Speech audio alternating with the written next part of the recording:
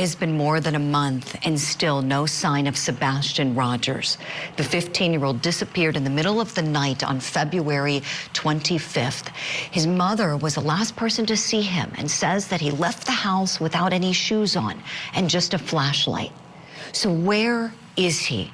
Searchers continue looking for Sebastian, and this morning we have a very special guest joining us on the program, Sebastian Rogers' biological father, Seth Rogers. Seth, good morning to you, and might I just start by both saying thank you and just that my heart and the hearts of all of our wonderful viewers really go out to you.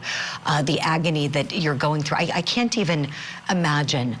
I've seen you do some interviews, and I've been so amazed at how resilient you are, and you've talked about how nothing is going to make you give up hope. Tell us, please, where's that drive coming from? My son. He's my life. He's my heart. He's not here, and I'm not complete unless I have him. So it's the drive to be whole again.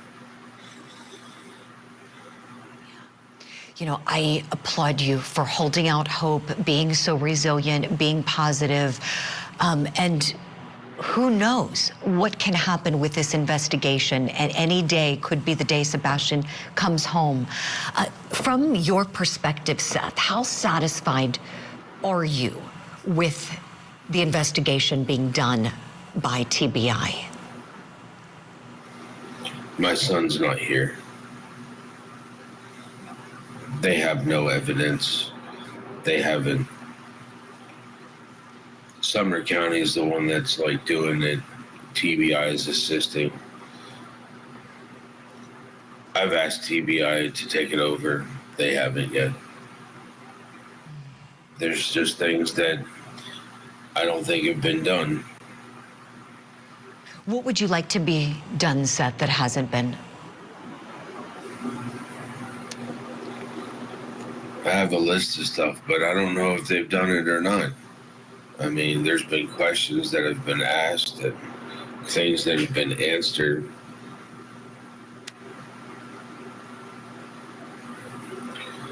It's really hard to have evidence if certain protocols aren't being followed. You have to start back over from day one. You know, going back to day one, so Sebastian goes to sleep the evening of February 25th. It's on the morning of the 26th that your ex-wife finds that he's not in his bedroom. She is the only one said to be home, and Sebastian could have vanished sometime in the hours from when she last saw him go to sleep and from the time she opened the door. There's a window there overnight. Your best guess, Seth, based on how well you know your son, what do you think happened to Sebastian? He's not the type to put on, he's not the type to leave the house without putting on socks and shoes. As for running away or leaving, he didn't take his backpack. He didn't take his switch. He didn't take his phone. I mean, just doesn't make sense. And he's not one to wander. He's never eloped before. Are you leaning towards a potential kidnapping?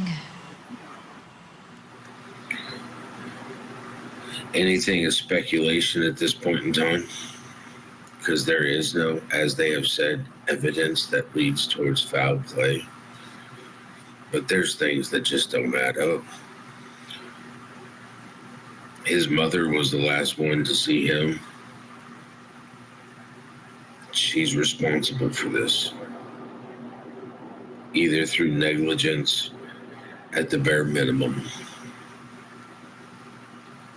Has she been a good mother to Sebastian?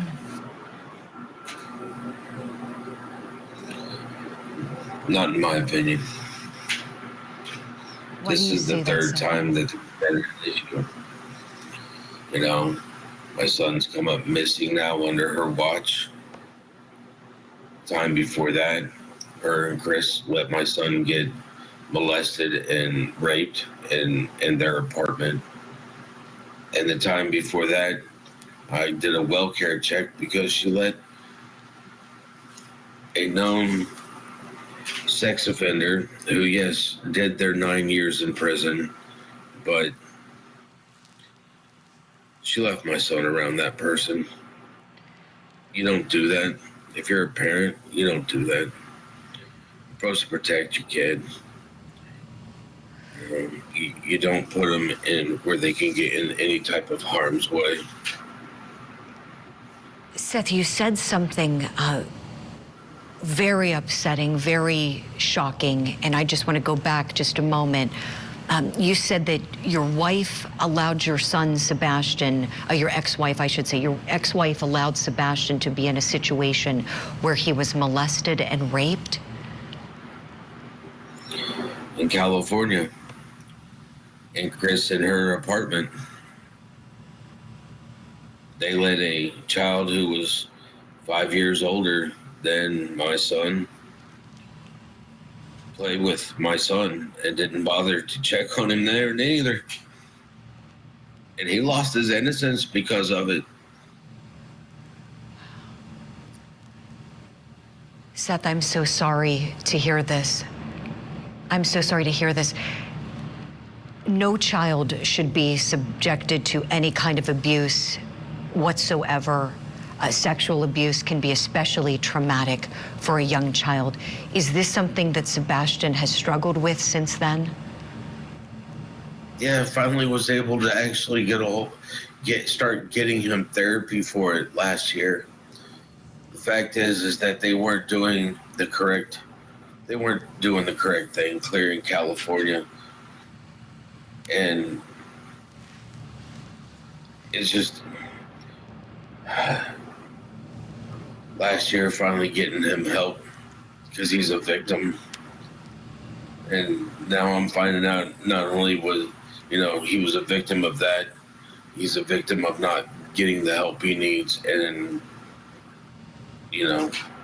I've listened to some of their podcasts where they make fun of him, make fun of his dancing. Chris obviously has this thing about corporal discipline with him. And it's just,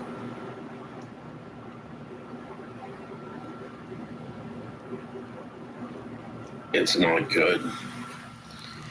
Seth, I'm so sorry. I need to find my son. Right. And he's going to need extensive therapy now to put him back on the right track. Yes. Was Sebastian the one who told you about the sexual abuse that had happened?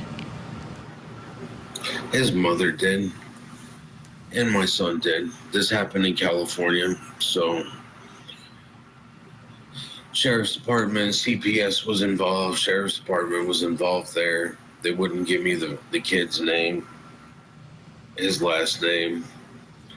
But at least the only thing I was able to do there was put the detective over that case in contact with the school psychologist so that at least they could protect the other children from this child.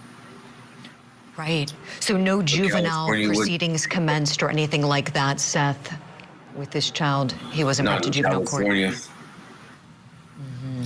No, in California, kids 13, they're like, he's too young to prosecute.